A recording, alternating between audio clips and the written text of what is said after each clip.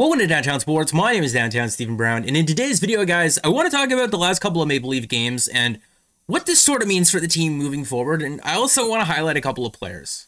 And for a number of reasons, advanced analytics aside, this was the best, most complete, dominant game that the Maple Leafs have played since winning Game 4 against Montreal in Round 1 4-0. And it's another night where the Maple Leafs generate a ton of chances in tight, but tonight felt different than other games from this season. Because even though the Maple Leafs lead the NHL right now in scoring chances for per 60 by a decent margin, they did so before this little 3-game win streak that they were on, but it didn't feel like the chances that they were generating were all too dangerous. And I showed the numbers last week. The Maple Leafs led the league in high danger shots for per 60 then, and they continue to do so now. But it's not just about creating those second and third opportunities, because you can generate as many high danger chances as you want. Some nights, the puck luck just doesn't go your way. And you can view the last 2 games as the Maple Leafs' puck luck kind of turning around a little bit. But something that Steve Dangle talked about a lot last year was creating your own luck. And Mitch Marner's first goal of the season, the goal that he was credited with on Saturday night versus the Red Wings, was a hard-nosed defensive effort where he got his stick in and it deflected off of it and went in the net. That's Mitch Marner creating his own luck and digging himself out of the hole that he was in. I just feel like even though the volume of opportunities have been there all season, I felt like they did a much better job generating those second and third opportunities tonight that Sheldon Keefe made such a focal point about in the Amazon All or Nothing series, to where it created a lot of havoc in front of Robin Lehner. And for Mitch Marner after tonight against Vegas, it's 2 straight games where he's looking more and more like himself. Whatever happened in Chicago when he lost his 2 front teeth, I don't know, maybe he put him under his pillow and the tooth fairy granted him some confidence, and he's able to just go out there and be himself. And I'm loving it, and I'm sure all of you are loving it too. But obviously, there's some lineup changes that I haven't got an opportunity to talk about yet, and that's Justin Holl being a healthy scratch. Rasmus Sandin and Timothy Liljegren have played a lot together, especially going back to their days with the Toronto Marlies. But I also feel like not only do they have that chemistry together, I just feel that their skill sets really complement each other. Rasmus Sandin is that smooth skating offensive defenseman who works wonders on his edges and is able to transition from defense to offense very smoothly, and it leads to a lot of fun things in the offensive zone. And with Timothy Liljegren, I feel like the Maple Leafs have invested a lot into turning him into a very effective two-way defenseman who controls gaps, gets his stick into lanes, and can transition the puck up ice a little bit different to Rasmus Sandin. Because something that Timothy Liljegren is kind of known for is something that the Maple Leafs have been missing offensively, especially from their blue line ever since Jake Gardiner left a couple of seasons ago. And you can remember Jake for a lot of things, but he was awesome at just throwing the puck up ice and finding guys through traffic and creating breakaways in 2-on-1s.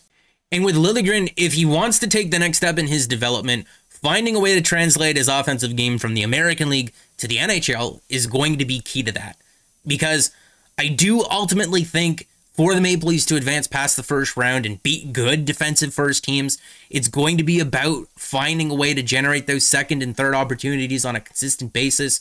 But another way to do it is with stretch passes and beating the defense before they get set.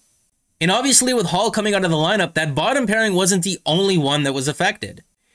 TJ Brodie playing with Jake Muzzin, I feel like just unlocks a side of Jake Muzzin's game that we don't get to see when he's playing a defense-first role with Justin Holl.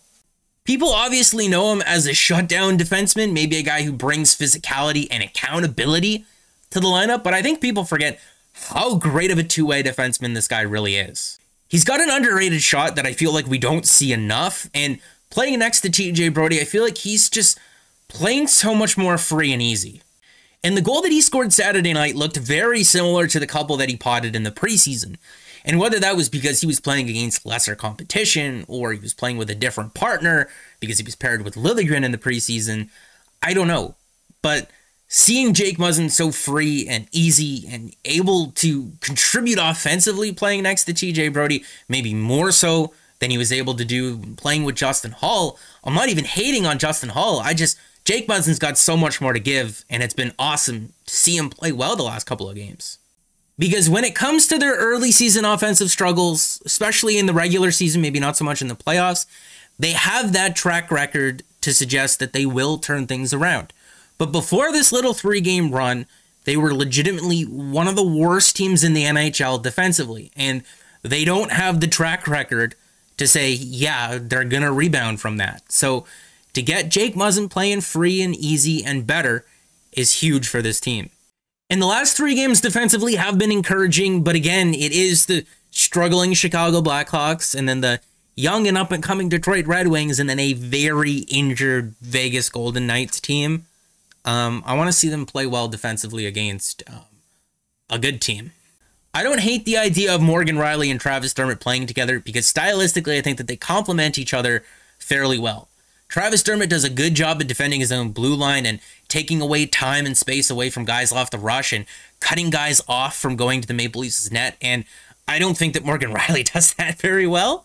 But at the same time, it lets Morgan Rielly carry the puck, and it lets Travis Dermott simplify his game and just focus on things without it. And so far to start the season, Travis Dermott's been really good.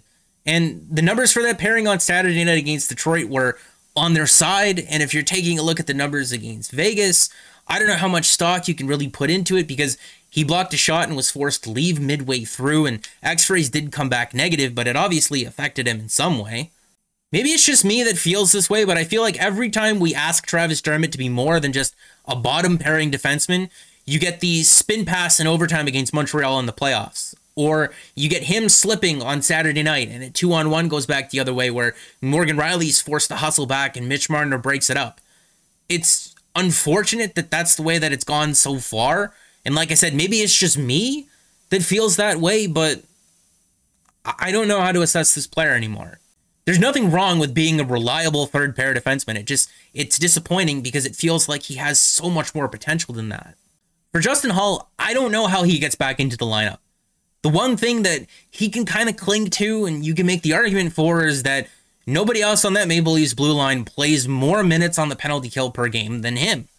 And he is a right-handed shot there, but like I said earlier in the video, the Toronto Maple Leafs have invested a lot into turning Timothy Liljegren into a two-way defenseman, and part of that is killing penalties. He did it a lot with the Toronto Marlies. He did it last year in the couple of games that he got, and he's done it so far in the 4 games that he's played.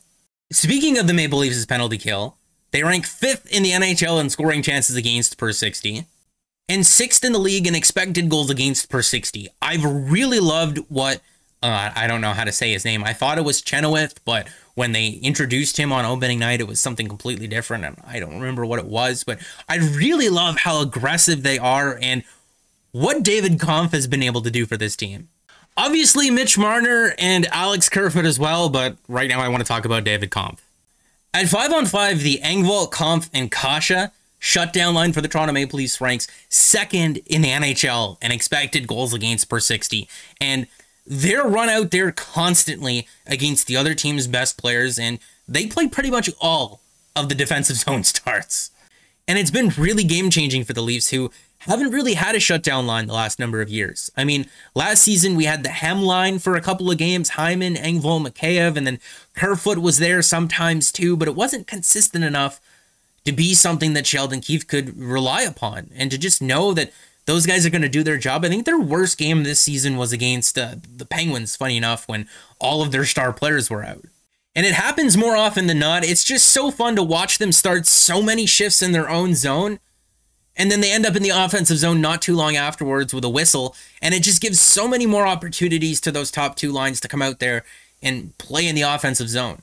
They're on a 3-game win streak. They're 5-4-1 right now. They're starting to dig themselves out, but there's no time to rest. You got the Tampa Bay Lightning and the Boston Bruins coming up, and those are 2 games where they desperately need to show up the same way that they did tonight against Vegas. So here's hoping that they do. Because ultimately, when you look at the Atlantic Division and how it's structured, it's more than likely going to be one of those 2 teams that they end up matching up with in the first round. But that's going to be it for this one, guys. Let me know what you guys think down in the comment section about how the last couple of games have gone. And as always, make sure to like the video if you did like and subscribe for more, because more is always on the way. 2 big games coming up.